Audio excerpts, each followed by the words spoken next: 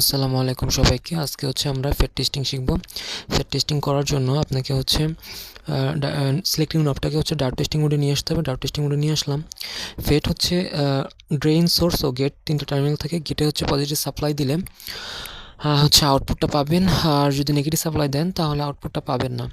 এটা normally on device. যখন আমরা গেটে নেগেটিভ সাপ্লাই দেই তখন কার্যপ্রণালীটা বন্ধ করে দেয়। তো পজিটিভ সাপ্লাই দিলে কি হয় সেটা একটু চেক করি। যে গেট এই প্রান্ত, এটা ড্রেন, এটা সোর্স। এই যে আউটপুট পাচ্ছি 1245, এখানে দিলে আউটপুট পাচ্ছি 1245, তাই না? এই যে আবার যদি এটাকে ঘুরাই দিই, এখন আমরা ড্রেন আর সোর্সের মধ্যে কি হয় সেটা দেখি।